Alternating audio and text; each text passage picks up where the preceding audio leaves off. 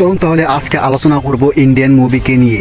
দরদ সিনেমাটা এত রিভিউ হইতেছে মনে হচ্ছে ভারতবর্ষ কাঁপিয়ে ফেলবে। দরদ সিনেমা ইন্ডিয়া আর বাংলাদেশ কঠিন ইতিহাস করতে যাচ্ছে। ইতিমধ্যে দরদ সিনেমার গল্প ফাঁস করেছে অরণ্য মামুন।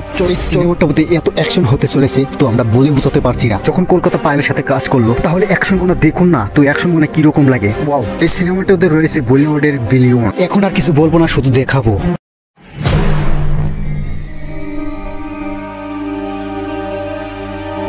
অন্য অন্য সিনেমার মতন যে এরকম অ্যাকশন হয় তো কিরকম লাগবে গাইস, তো দুনিয়াটা কাঁপাইয়ে ফেলবে। মনে হয় এখানে অ্যাকশন হচ্ছে না, এখানে যে শাহরুখ খান যে সলমান খান যে থাকতো এখানে কি হইতো এই সিনেমাটার মধ্যে, তো আপনারাই বলুন।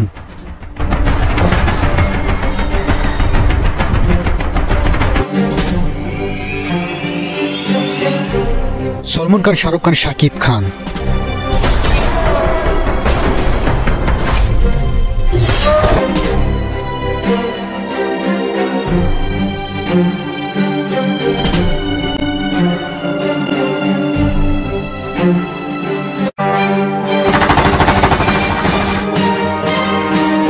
কেমন লাগলো? আশা করি ভিডিওটা অনেক ভালো লাগছে। যারা আমার চ্যানেলটাকে সাবস্ক্রাইব করেননি তো আমার চ্যানেলটাকে সাবস্ক্রাইবটা করে বেল আইকনটা বাজিয়ে দিন।